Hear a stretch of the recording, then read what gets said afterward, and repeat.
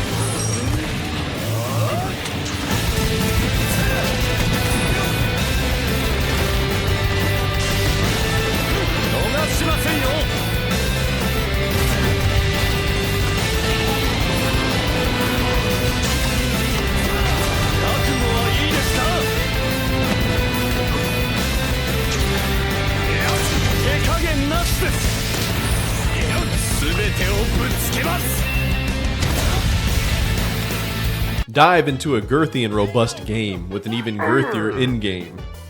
Monster Hunter games are not typically known for their stories, as the stories are more so a vehicle to just move you from one fight to the next.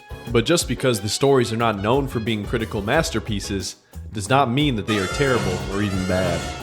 The stories in these games are typically lengthy enough for a AAA experience, but even after the credits roll, there is a lot to unpack in these games. For example, in Monster Hunter Rise Sunbreak, post-story challenges like Gold Rathian, Silver Rathalos, Flaming Espinas, Violet Mizutsune, Amatsu, Primordial Malzeno, as well as master rank dependent quests like Scorned Magnamalo, Risen Chameleos, Risen Kushala, Risen Teostra, Risen Crimson Glow Valstrax, Risen Shagaru Magala, challenging event quests like the hazard versions of monsters with some new moves or behaviors while doing more damage. All of this is already a giant amount of content, but if you want to dive into the deeper pool of the optional grind, only reserved for those in a real Sigma grind set headspace, we have the Anomaly system. This is reserved for the type of individuals that will rise and grind at 3 AM. Anomaly quests introduce a new element to the fights and build making as a whole. Anomaly quests give you a new form of rank that progressively adds to the challenge and reward to the game in a major way. And after ample engagement with the system and leveling all the way to level 300, you unlock the pinnacle of challenge in Monster Hunter Rise Sunbreak, Special Investigations, where every monster can be an endgame Fatalis level threat. Do you want to be bisected by the first monster in the game? Maybe you want to be pelted by mid-game monster projectiles. Let's not forget about the endgame heavy hitters. These quests offer an even greater height to the challenge, strictly for nothing other than the experience and a neat little medal next to the 57 monsters that have this special variant available. And you know what the best part is? It's completely optional. It does not matter if you take breaks. It does not matter if you want to finish business with this game later. It does not matter if the next Monster Hunter comes out and you want to put this one down to start it only to return to this game years later. You can do that. This game will not be going anywhere. One of the best aspects of Monster Hunter that veterans of the franchise understand is that each title brings a new experience to the table, no matter what Monster Hunter you play. And that includes Monster Hunter Wilds coming right around the corner.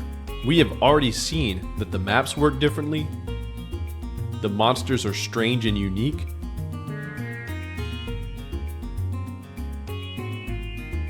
traversal works differently, and the combat seems to be a glorious marriage between World and Rise styles, with Rise's high-octane super moves and faster-paced player mixed with World's philosophy of putting all available moves on the weapon with no cooldown attacks and utility moves. That being said, the major point is that Monster Hunter games do not have an expiration date. These games are like old friends that you have good chemistry with, the type of people you can go weeks, even months without interacting with, and when you do end up catching up with them, it's as though no time has passed. There is no shelf life in a Monster Hunter game. Each game may offer improvements, complete revisions of previous mechanics, different weapon playstyles,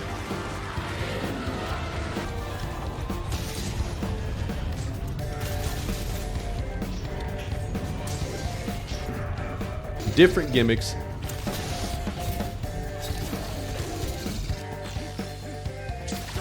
different monsters,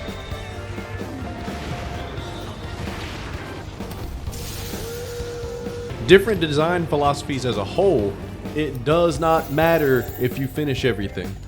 Pick it up, put it down, finish the story, finish half the story, catch every fish, fight only half the monsters, fight all of the monsters. It does not matter. The game will be here, ready for you, if and when you are ready to come back. It is never too late to get into these games, especially if you have helpful community members or friends helping along the way. Monster Hunter Wilds is coming February 28th, so there is still plenty of time to kill after the Wilds open beta. Believe the hype. I've got dinner ready. Let him cook.